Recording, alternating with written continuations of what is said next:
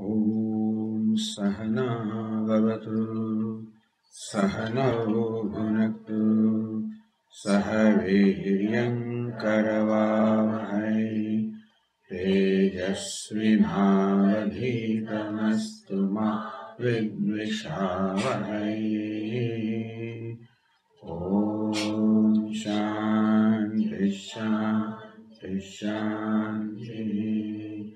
Om Purnamada Purnamidam Purnat Purnamudachyate Purnasya Purnamadaya Purnamevavashishyate. Om Shanti Shanti Shanti. Shruti Smriti Purananam Alayam Karunalayam Namami Bhagavadpadam Shankaram Lokashankaram Shankaram Shankaracharyam Keshavam Badarayanam Sutra Bhashya Krito Vande Bhagavantau Punah Punah Ishvaro Gururatmedi Murti Bheda Vibhagine Vyomavad Vyapta Dehaya Dakshinamurtaye Namaha.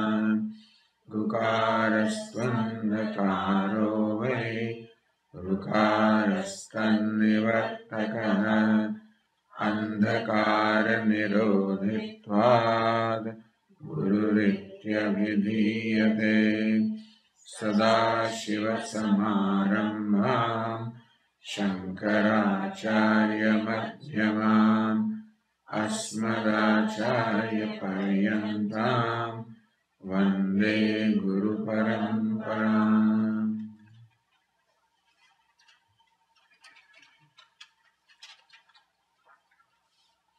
For the verse number 7.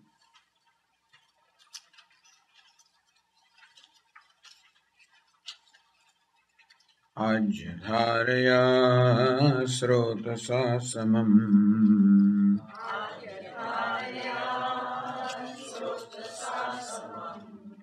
Saral chintanam vidalatah param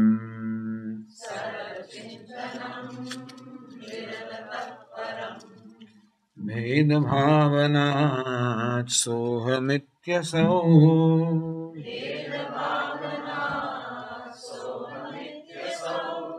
Bhavana bhira pavani mata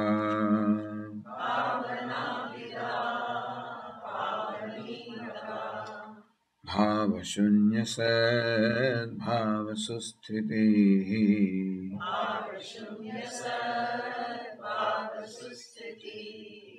Bhavana balad bhaktiruttama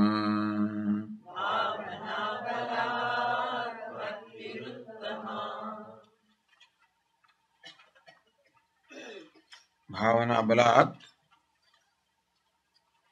on account of the strength, the momentum. On account of the momentum one gains of the bhavana, of the contemplation. Abhida bhavana, this attitude or spirit of non-duality, soham, that Ishvara I am. And the difference between Ishvara and myself is one of costume. Same Brahman, same consciousness, with the costume of Maya or totality is called Ishvara. And same Brahman or consciousness with the costume of individuality, ignorance is called Jiva. We will have time to analyze this more later on.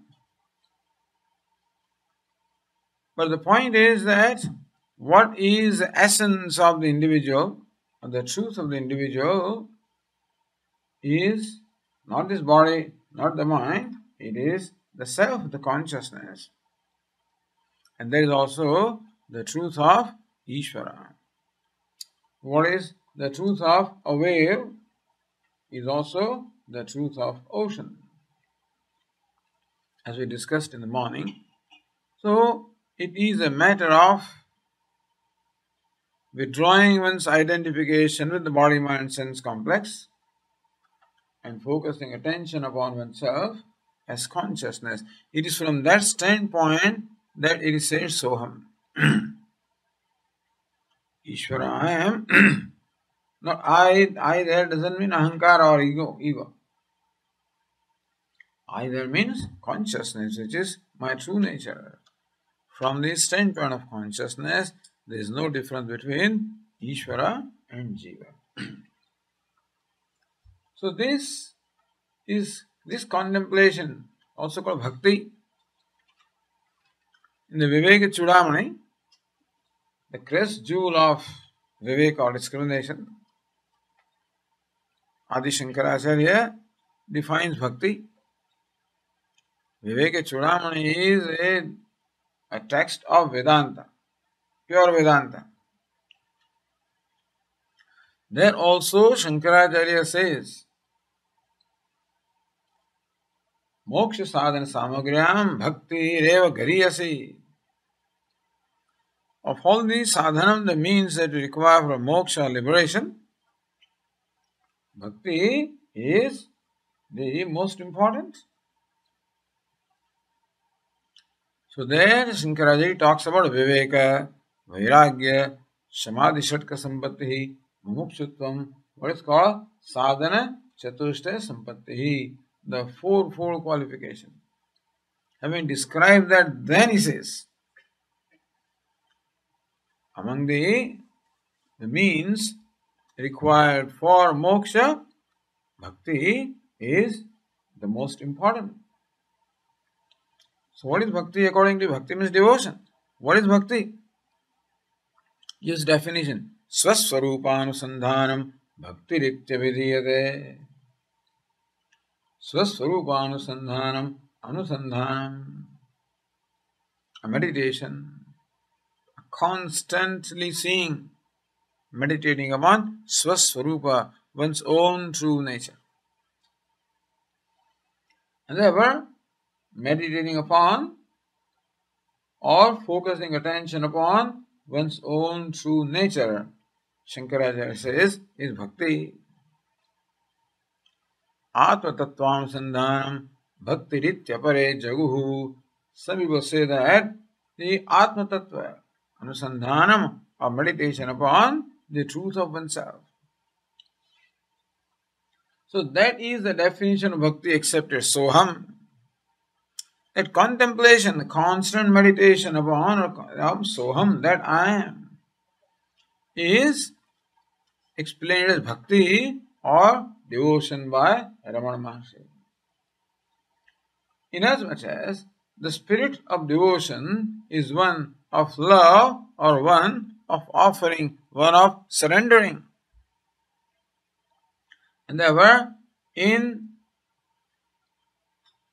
accepting and seeking to establish identification with Saha, with Ishvara, I am surrendering, offering the ego or the sense of smallness. So, that is the highest bhakti. So, earlier forms of devotion, into the pujanam, performing worship, also may involve offering. Japaha, reciting the name or mantra, chintanam or mental worship, which involve the duality between the worshipper and worshipped. Ramana Maharshi says that bhakti or devotion should culminate into meditating upon the non-duality, meaning meditating upon the oneness or identity of Ishvara and Jiva, the meditator and the meditated upon.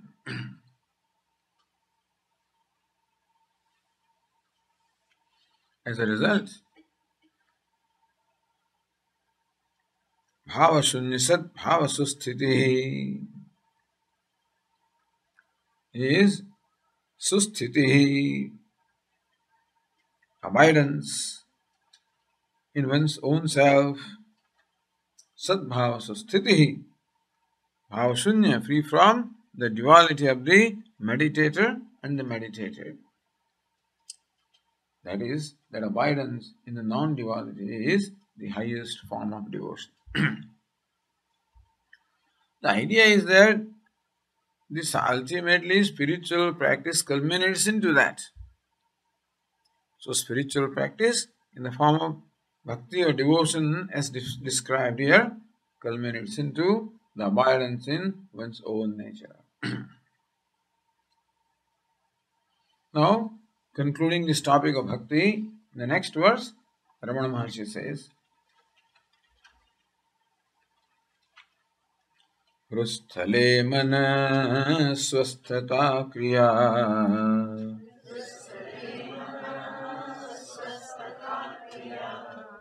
Bhakti yoga bodhascha nishchitam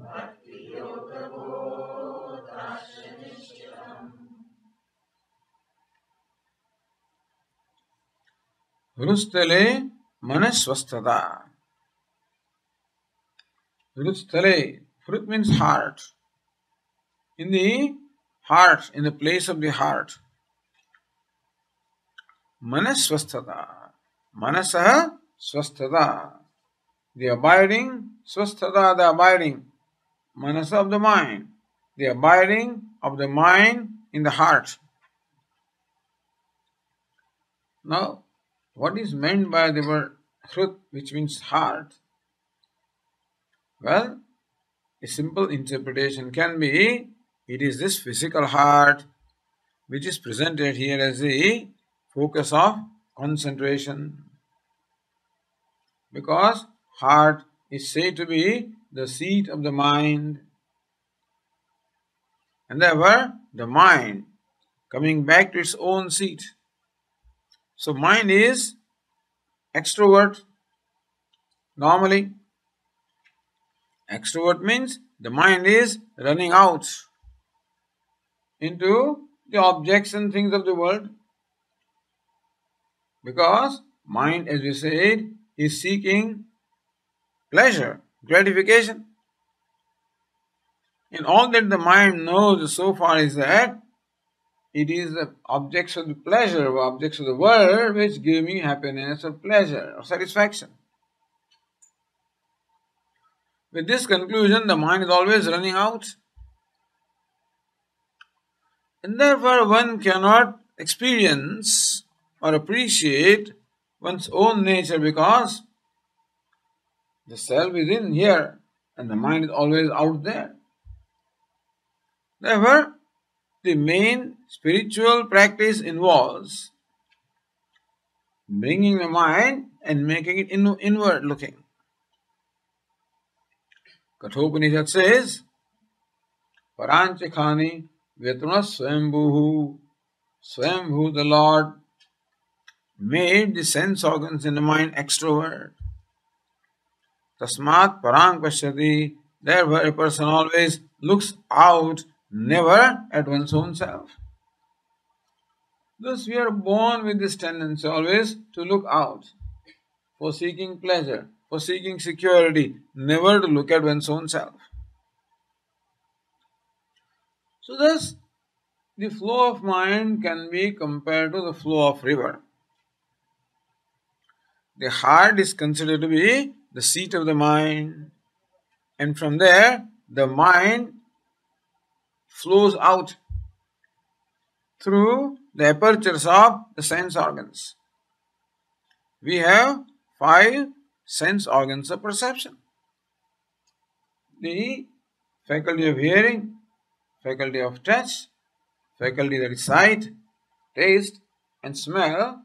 So these are the 5 organs of perception with which we perceive or experience the 5-fold objects of the world. Since there is this habitual conclusion of the mind the happiness or satisfaction is to be found out there, mind naturally runs out from its seat, that is heart, through the apertures of the sense organs into the sense objects. And just as the river flows and then its energy is all wasted away, so also energy of the mind is wasted away. Just as we build a dam along the river to conserve the water and use it in the productive channels, such as irrigation, such as power generation or whatever. Similarly, it is necessary also to restrain the mind and make the mind inward looking. This was all the intention of Karma Yoga. We discussed what is the normal tendency of a human being is a self-centered tendency. Through every activity, usually a human being is seeking self-gratification. What is in it for me? It is this tendency that makes the mind always run out, because I see something out there which will bring me satisfaction or gratification, an object of desire. So mind desires, and when desire is satisfied, there seems to be also a momentary satisfaction or gratification. So desiring mind always runs out. To turn this whole flow of the river inward, imagine the river. You turn the flow of the river to its source.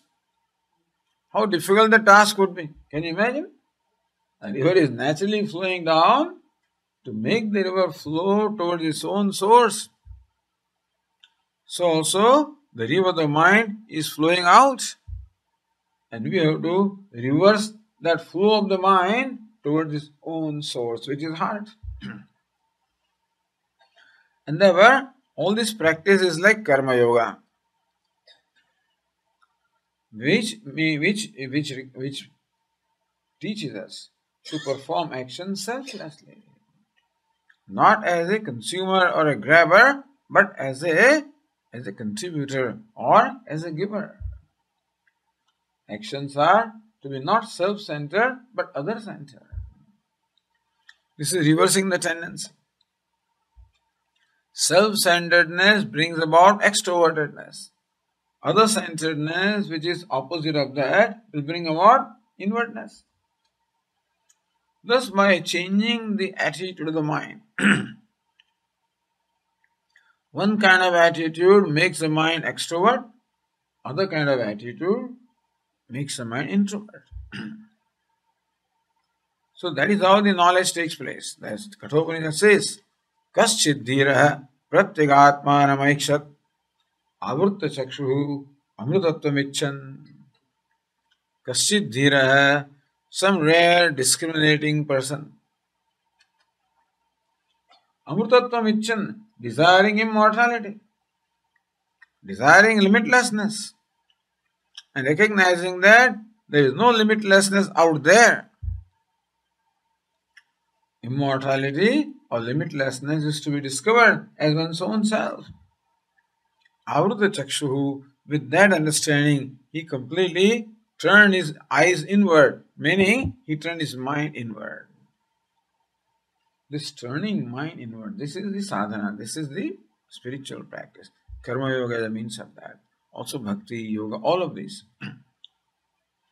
So, hrusthale manaha swasthata. In the seat of the heart, abidance of the mind in its source, which is heart. Now, Vedantin will say that the source of the mind is not this physical heart. It is really nothing but the self or consciousness. And so, here the heart means the very core or content of the mind. And the core or content of the mind is consciousness. Therefore, abiding of the mind in the self or consciousness is what we are seeking. So Ramana Maharshi says that, as we discussed in the previous verse, How by the momentum of this constant meditation upon Soham, that I am, how the mind ultimately abides in its own self, that itself is the goal. Hrustale manasvasthata. Manasvasthata, the abidance of the mind. Hrustale, in the place of the heart, or Hrustale means in the core of the mind, in the nature of the mind, which is the self, which is consciousness. It is like this bangle. There is one couplet in Hindi attributed to one saint, Kabir. लहर ढूंढे नहर को, कपड़ा ढूंढे सूद, जीव ढूंढे ब्रह्म को, तीनों ऊत के ऊत. लहर ढूंढे नहर को. Lahar means a wave. The wave is searching for the river. Kapada dhoonde sood. This cloth is searching for cotton. Jiva dhoonde Brahma ko. The Jiva is searching for Brahma. Like bangle searching for gold. Like a pot searching for clay. The cloth searching for cotton. Wave searching for water. And so also the Jiva, the self, searching for Brahman. Jiva dhoonde Brahma ko. All these are deluded, all the three. So this poor fellow is searching for Brahman out there. Whereas Brahman is his own nature. Like bangle searching for gold out there, where gold happens to be its own nature. So what is meant by the bangle abiding in the core of the heart? A bangle is never away from gold, understand? Bangle feels a distance with the gold only because of ignorance, because of the conclusion that gold is out there, and that is what creates the distance. You know the 10th man story. The one who is searching for 10th man is always the 10th man. But somehow you think that the 10th man is out there.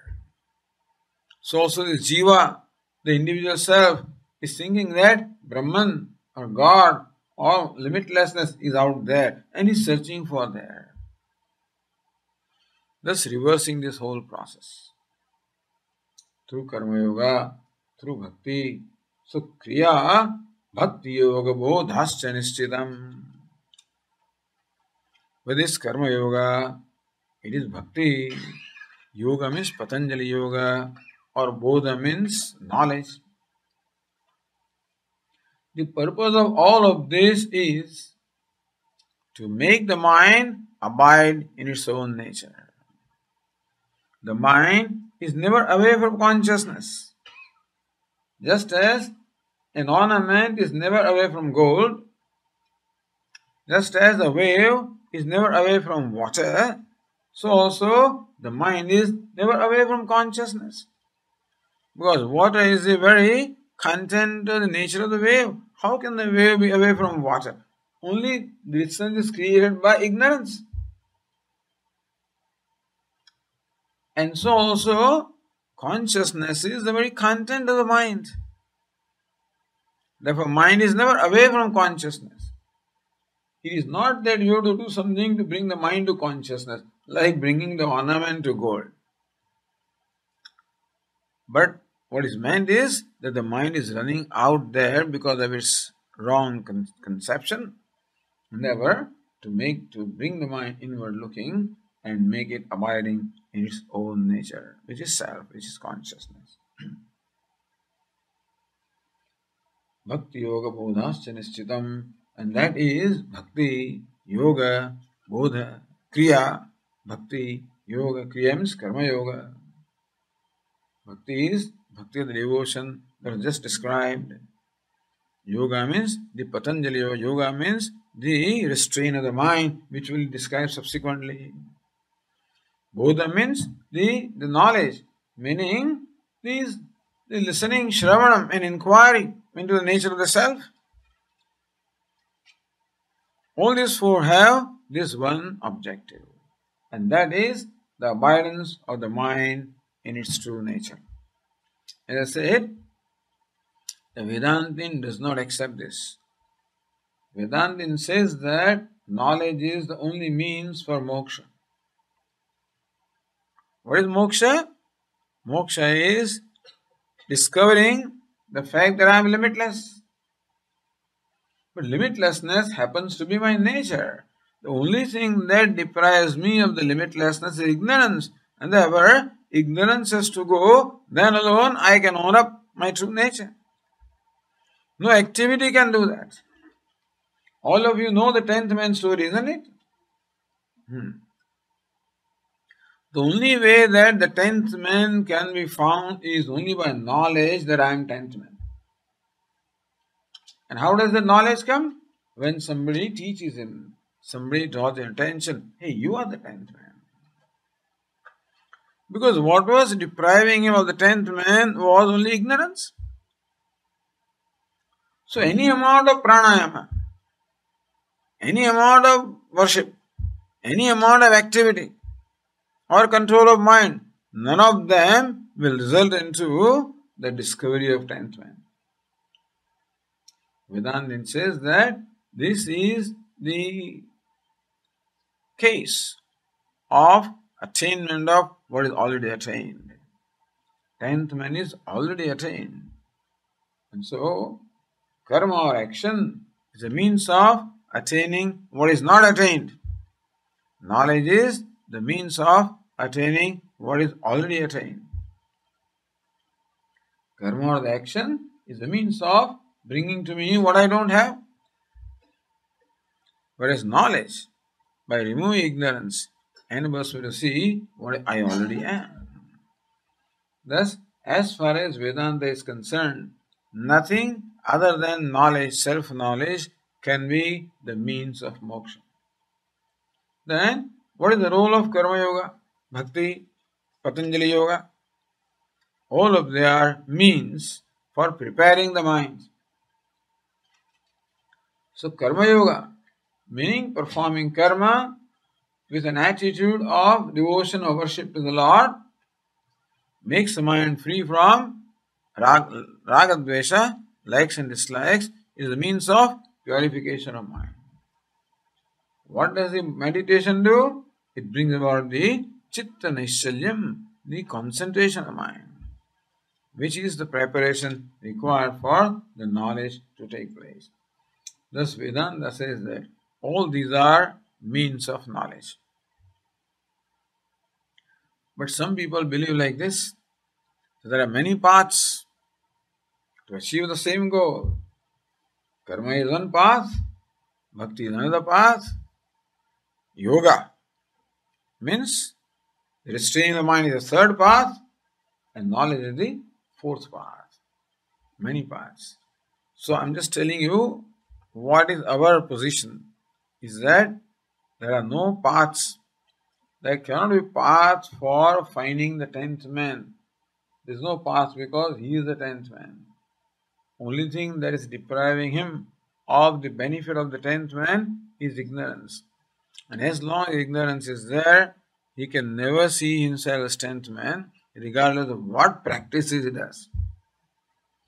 Therefore, discovering that I am the 10th man can only be accomplished by the knowledge.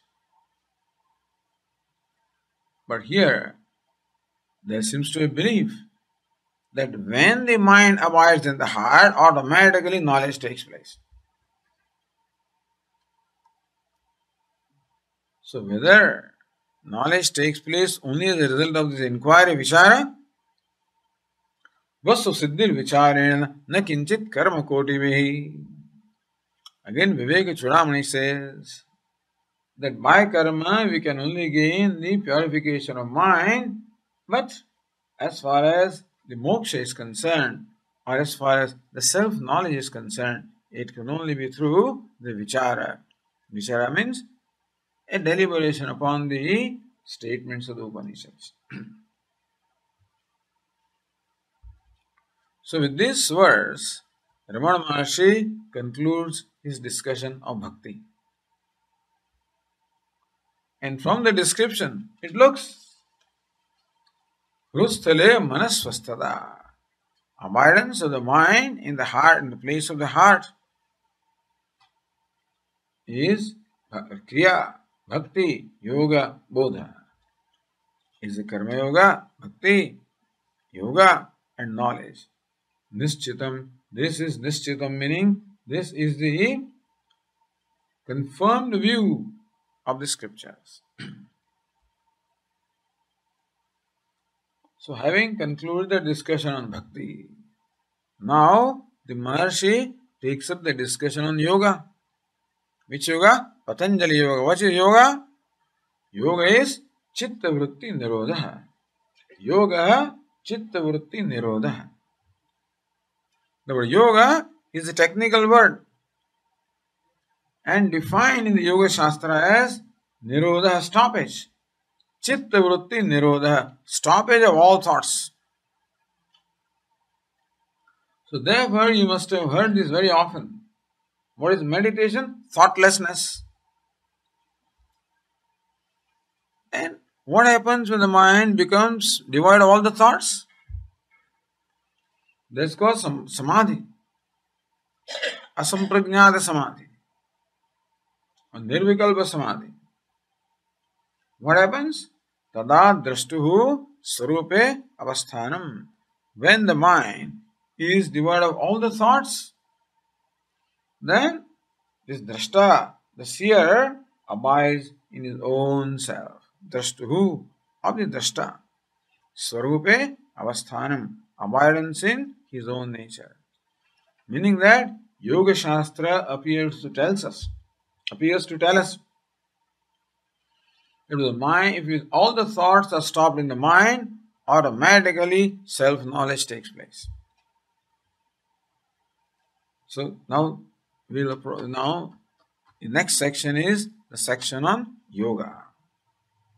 Chitta Vritti Nirodha, stoppage of all the thoughts. Although Ramana Maharshi does not describe all the limbs of the yoga. Yoga is called Ashtanga Yoga. Very famous. 8-limbed yoga. So what are the 8 limbs? Yama. What's the next one? Niyama. Then asana. Then pranayama. Pratyahara. Dharana. Dhyanam. Samadhi. That samadhi is savikalpa samadhi.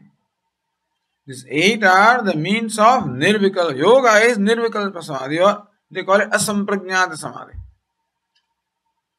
What is nirvikalpa? Nirvikalpa samadhi, that state of mind which is devoid of the duality of the meditator and meditator. What is savikalpa samadhi? Samadhi with vikalpa. Where vikalpa, or a very slight duality of the meditator and meditator remains. Very slight duality. But when that slight duality also drops, all that remains is the object of meditation. The meditator also no more remains. That's the nirvikalpa samadhi. This is the goal or objective of yoga. When this samadhi happens, automatically knowledge takes place. The self reveals itself. Swami often talks about this. Self reveals itself when all the thoughts are removed.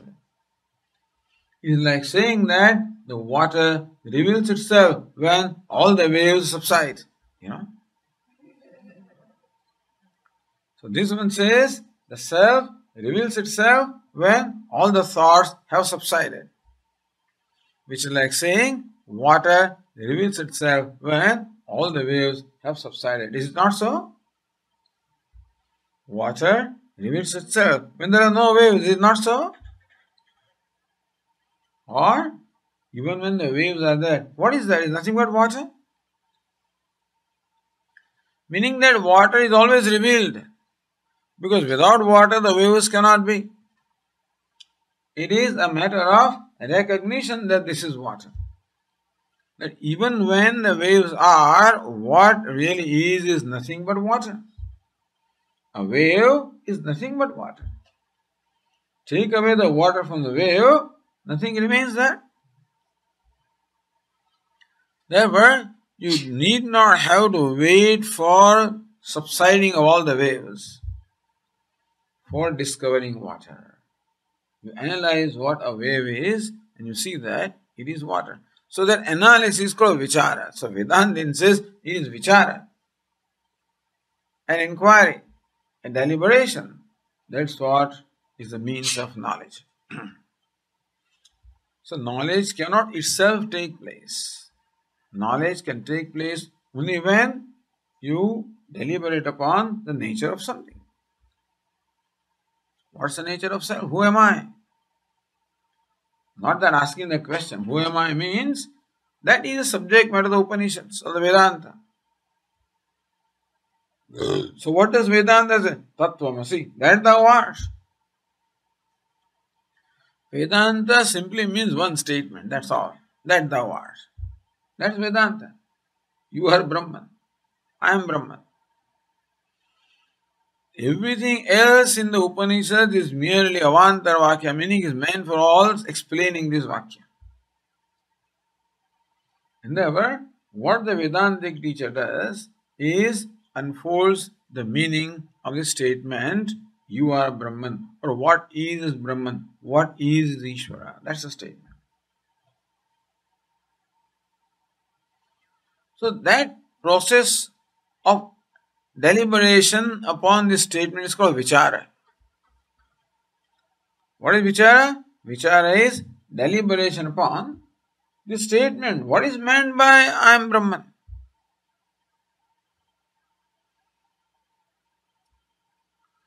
Not you start with what is Brahman, and then that is not vichara. What is vichara? Already you are told you are Brahman. How? In what? How do you mean? What do you mean I am Brahman? In what way am I Brahman? Not that I am not questioning the statement. How can I be Brahman? In what way should I understand this statement so that I discover that I am Brahman? You understand the difference? Not that start sitting in the chair and who am I? Because that kind of thinking is not the pramanam, is not the means of knowledge. Upanishad is the pramanam, means of knowledge. Upanishad already tells you that you are Brahman. You have to understand that statement. What is tatparya? What's the purport of that statement? What is the meaning that is thought to be conveyed by that statement? That is the teaching of Vedanta. So Vedanta says that this is the only process that can lead to knowledge and nothing else. Knowledge cannot automatically take place because if Atma is not there now, that's called submarine philosophy. That's another philosophy Swami talks about. What is submarine? Submerged in water. It comes up. So Atma comes up. If Atma can be submerged, what is his Atma? How can be submerged? Who will submerge him? How can water submerge under waves? If there is anything other than water, then the question of submergence of water comes. What is his water? Therefore, it is understanding what a wave is. The wave is told you are ocean. In what way? How should I understand this statement that I discover that I am ocean? That's called inquiry. That's called vichara. But different people have different views on how the self-knowledge takes place. So view of the Yoga Shastra is that self-knowledge takes place when all the thoughts are stopped. Because as long as thoughts are there, there is a habitual identification with a thought. Therefore, the presence of thought is a distraction to the knowledge, to recognition of the nature of the self. Therefore, when all the thoughts subside, then the recognition of the self takes place. And this is the part where we have disagreement. Other things about yoga are all fine. Yoga is an excellent process of Mastering the mind, and there is nothing parallel to that. So Vedanta has no problem with that. Vedanta adopts this. With no problem with bhakti, Vedanta adopts that. No problem with karma, everything is fine. Only thinking that yoga is a means of moksha or bhakti is a means, that is where our difference is. But as far as yoga, the practice of mastering the mind is concerned, we very much accept it. It is possible that someone may not need it. That's a different thing. But if you need it, certainly you take advantage of it. Bhakti, the devotion also, is a means of knowledge, preparation for knowledge, preparation for the vichara. So kind of mind that you need for conducting the vichara or deliberation, that mind is what you need, and that's what karma yoga, bhakti, etc. can bring about. This is how Vedanta places all this other means as a different means of preparation of mind. So karma yoga can be that means, bhakti can be that means, or karma yoga and bhakti are also not different, or the yoga, Patanjali yoga can be the means.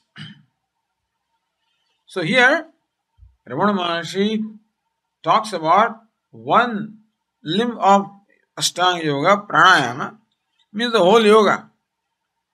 But here, pranayama is primarily briefly described. So that discussion begins from the verse number 11. Let's read that.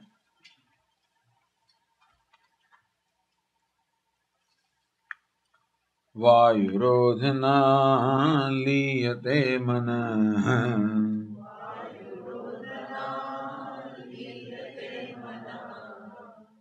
manah. I don't hear it clearly, so Vayurodhana liyate manah.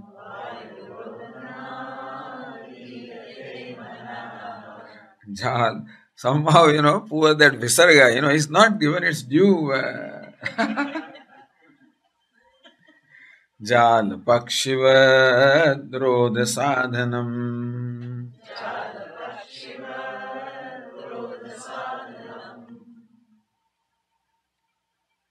This is well said. Jal pakshivat. Pakshi means a bird.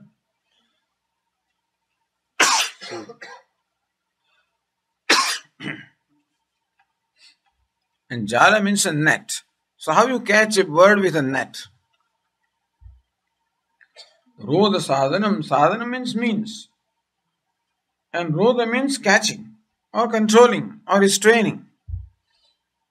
So how you use jala or a net for controlling or catching a bird? Similarly, mind is like bird. Very difficult to catch.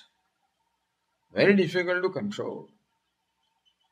Therefore, Arjuna reports to Lord Krishna in the Bhagavad Gita.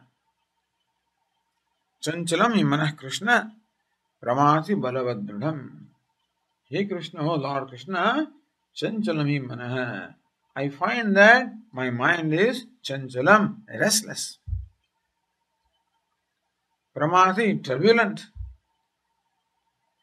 Balavat, strong. Dudam, obstinate. It is restless, turbulent, strong, obstinate. Obstinate means does what it wants to do. Turbulent means just, it shakes me up. It is strong. Therefore, to control a mind like that, Arjuna says, is as difficult as controlling the wind.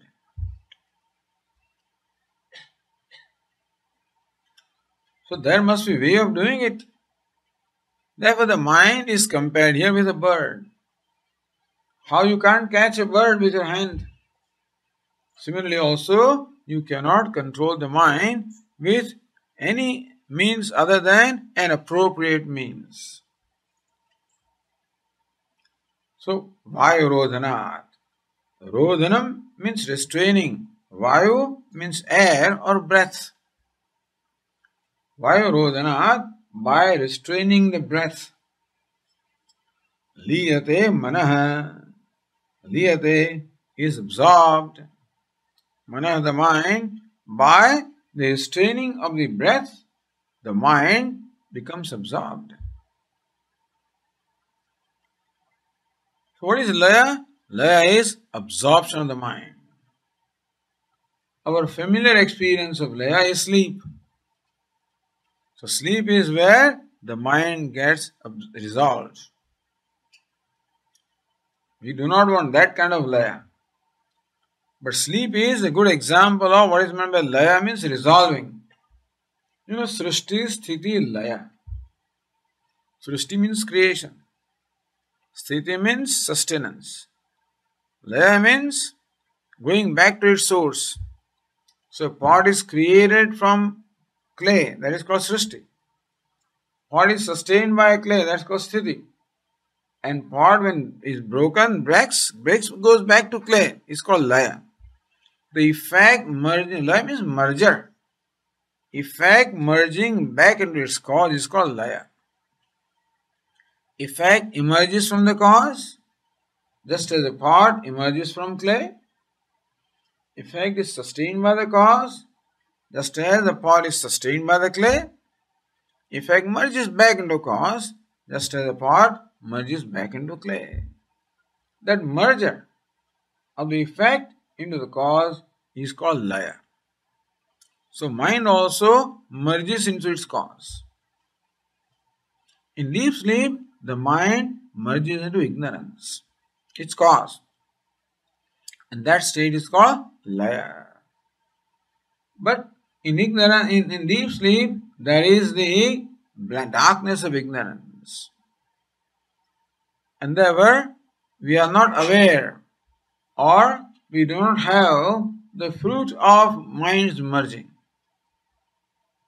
So you want to attain that consciously. Mind merges all right, but you are conscious of it. Not like deep sleep, when mind merges, but you are not conscious. What is meant by laya is samadhi.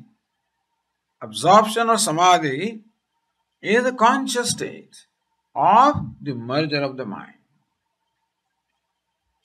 So that the eighth limb is samadhi, meaning that the mind attains laya, merger or samadhi by prana, by restraining of the breath. So pranayama, pranasya ayamaha pranayama, prana plus ayama is pranayama. Ayama means restrain, stopping. You literally want to stop this prana. That's what the yogis do. They make the breathing slower and slower and slower and slower and slower, such that ultimately it essentially stops.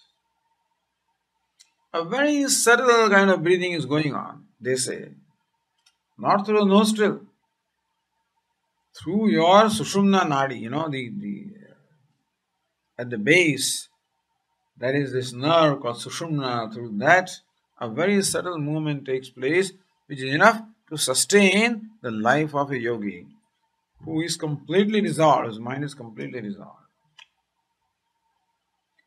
Therefore, a yogi seeks to completely restrain the breathing. Why? Because by restraining the breath, the mind also gets restrained. Because the breath, prana, and the mind are connected, as the next verse will tell us. Let us read the next verse also. Chittavayavaschitkriya-yutaha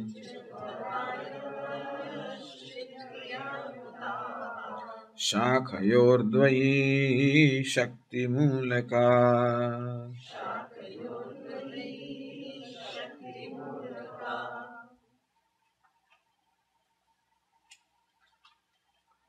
Chitta Vayava. Chitta means mind, Vaya means breath here.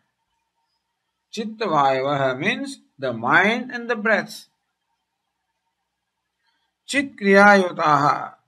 They are in that order, endowed with chit means thinking and kriya means activity. Thus we have this twofold or threefold power. In the mind, there is the power to know and the power to will. That's one power. In the prana or the vital air, there is the power to act. So Jnana Shakti and Kriya Shakti. Jnana Shakti, the power to know. Kriya Shakti, the power to act. In the mind possesses the power to know. There's one kind of power called Shakti. Shakti means power. So mind is possessed of Shakti. Mind is possessed of power. What kind of power? Power to know. And prana or the breath is also possessed of power. What kind of power? Power to act. So we have the organs of perception and we have the mind. So through 5 organs of perception, we get the data from the objects of the world. The mind synthesizes that data and that's how cognition takes place. There is one flower, such as a rose. The eyes can only see color, understand? Eyes only can see the color and the form. But it can be even an artificial flower. So you bring the flower to your nose. Oh, this is fragrant flower, so it's a real flower. But sometimes you wonder whether this fragrance is also artificial. They may spray something. So you want to pluck a petal of the rose and taste it. Verify. So, thus, in order to verify that this is rose, you have used these 3 means of knowledge. The eyes, the taste and the smell.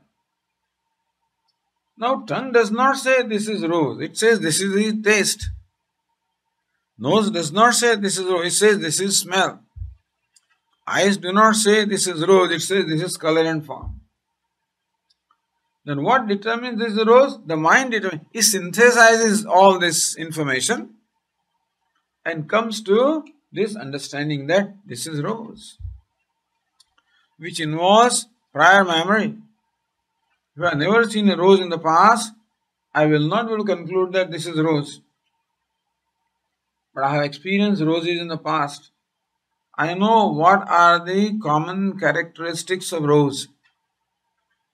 Rose comes in different colors, in different sizes, different smells. How do I recognize a rose as rose?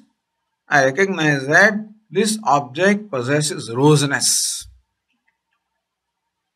So having experienced many roses, I know what is roseness. You follow?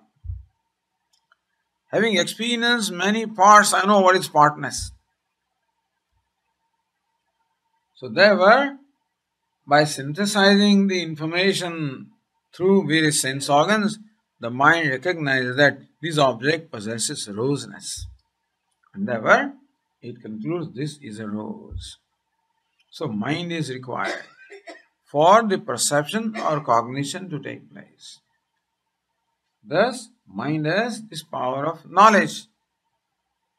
And what is this prana? What does the vital air? Prana is also called vital air.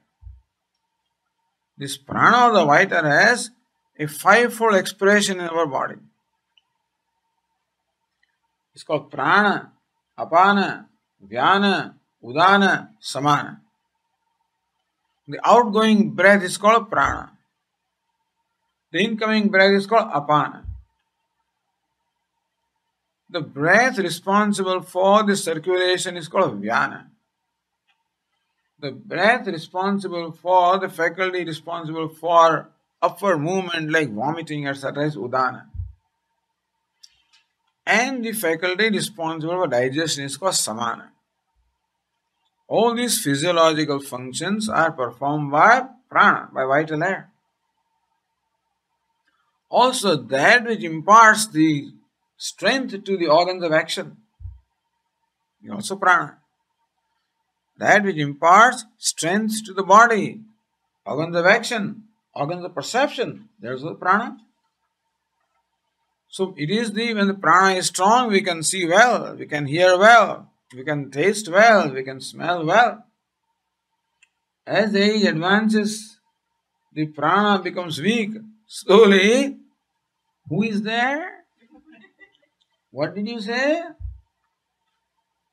So seeing becomes weak, hearing becomes weak, standing becomes weak, sitting becomes weak. All of this is a weakness of prana or the vital air. So prana provides the shakti or the power. Kriya Shakti, the power to act. Mind provides the Jnana Shakti, the power to know. So both of these are powers. And Ramana Maharshi says that both of these powers are like the two branches of the same tree. How two branches emerge from the same stem.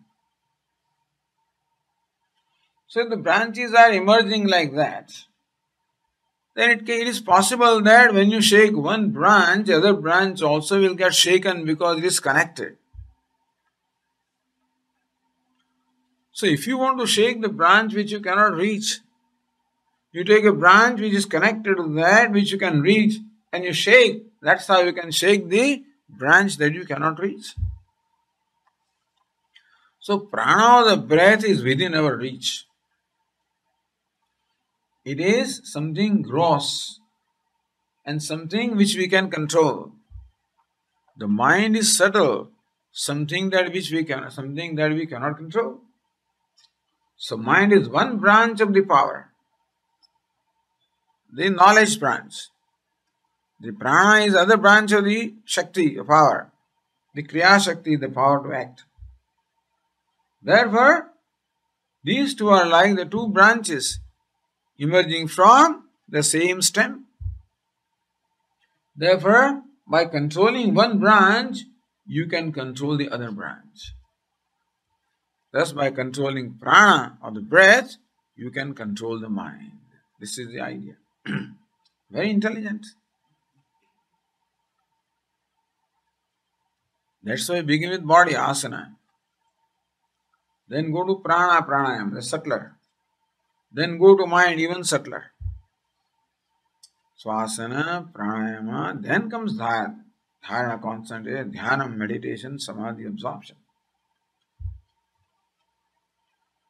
So, here Ramana Maharshi just mentions one aspect of the whole yoga, that if you want to control your mind, you can accomplish that by controlling your prana.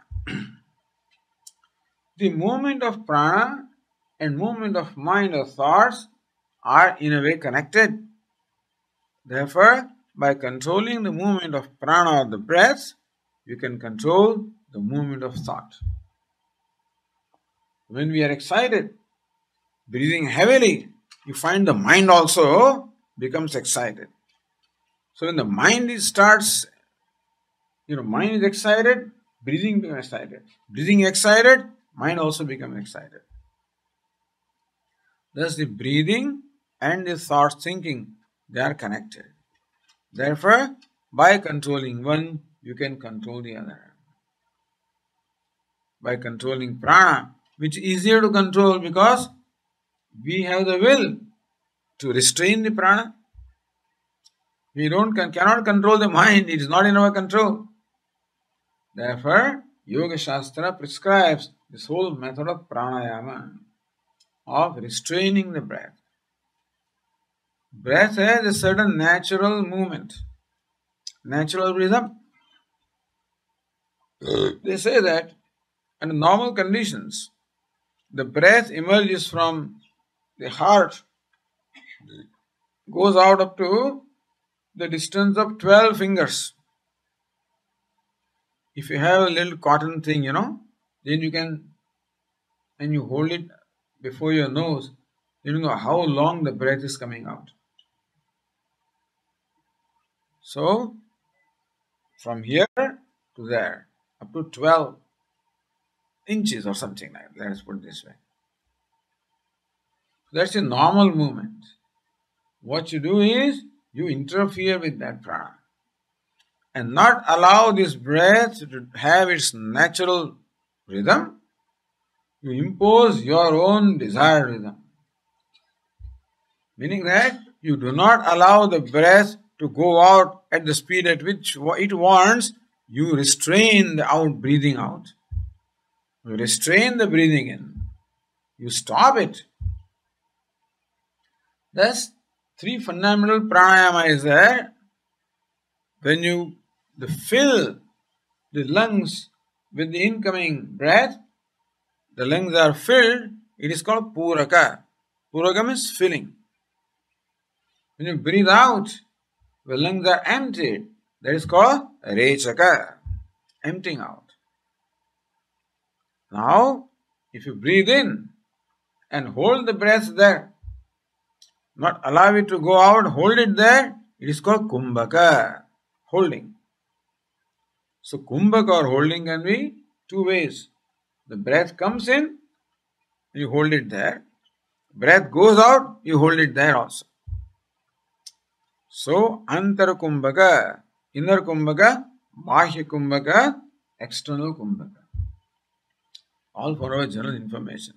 Don't start doing this without the supervision of somebody who knows all this. So pranayama is not something that we do on our own. It should be done under the guidance of a knowledgeable person. But these are the general things. These days, this pranayama or the breathing exercise has become extremely popular in India.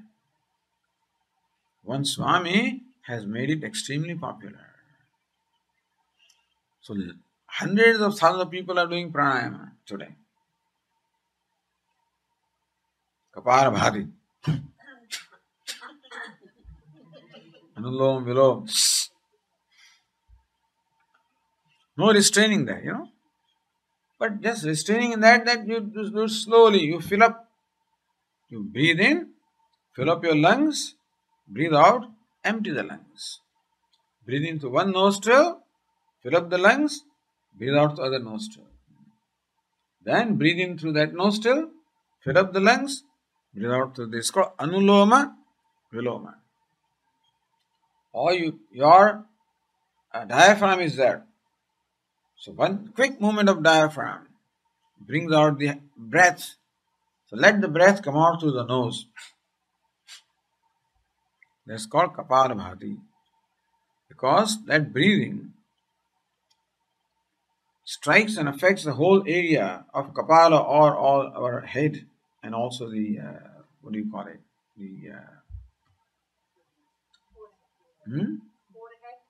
forehead.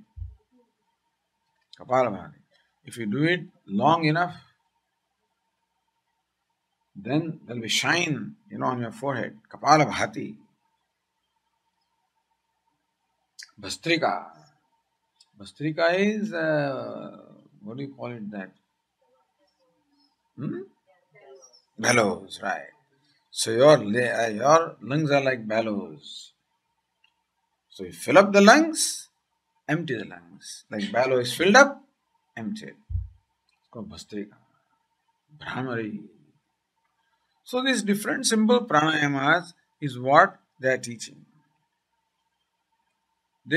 Since that does not involve any holding the breath, it is not. When holding the breath comes, then it becomes a very tricky thing. Meaning that it can be advantageous, it can also cause damage. So deliberately, this teacher of pranayama has avoided holding the breath. But the yogis definitely hold that breath. That's called kumbhaka. So rechaka, puraka filling in, rechaka emptying out, kumbhaka holding. By these practices, so what you do is, you do not allow the breath to come in at its own rate. You restrain the movement within, coming in, restrain the movement of going out, And after going out and coming, again you hold it. But this way, you slowly make the breathing slower and slower and longer and longer. The example is a lump of cotton. So when you stretch that lump, becomes thinner and longer. So also breath becomes thinner and longer. So it emerges from heart. By long practice, you can make it emerge from your navel. It comes out 12 inches, you can make it 24 inches, 30 inches. Becomes, strong, stretched and thinner. Becomes slower and slower.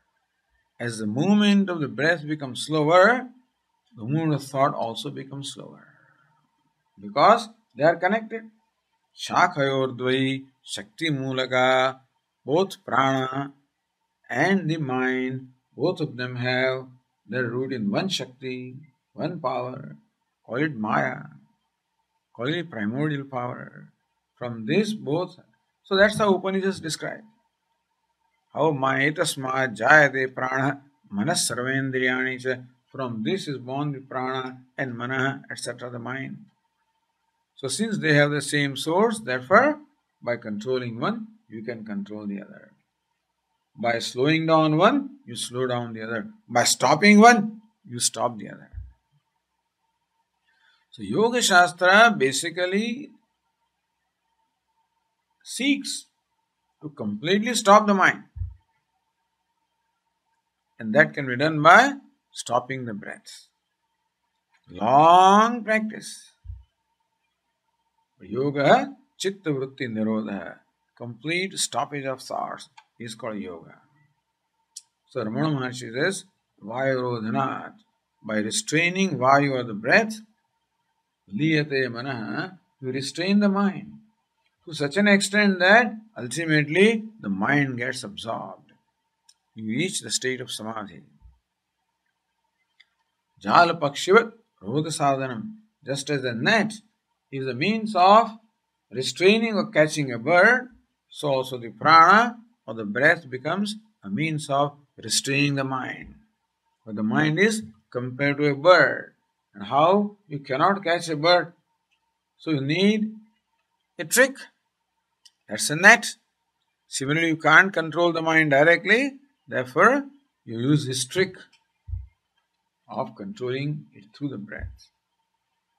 How is it that you can control the mind by controlling breath? Because chitta vayavaha, chit kriyayuta. Chit and chitta means mind, vayu means breath. Chit kriyayuta. The mind is endowed with the power to know. And the prana is endowed with the power to act. Both are powers. Power to know and power to act. Jnana Shakti and Kriya Shakti. Both being powers, they emanate from a fundamental power, which is called Maya. And therefore both of them have the same root. That is why, like shaking one branch, you shake the other branch. Similarly, by restraining one, you restrain the other. Thus in these two verses, Ramana Maharshi has given, in short, the essence of yoga. By mentioning pranayama, which is one of the limbs of yoga. You assume the other stages automatically. Pratyahara, dharana, dhyana, samadhi, all of these are. So he says, liyate manaha, meaning the mind gets absorbed, it gains samadhi. Now, what are the limitations of this? Ramana Maharshi will further describe. Okay. Om Purnamadah Purnamidam Purnat Purnamudachyate Purnasya Purnamadaya Purnameva Vasishyate. Om Shanti Shanti Shanti. Hari Om Shri Guru Bhyo Namaha. Hari Om.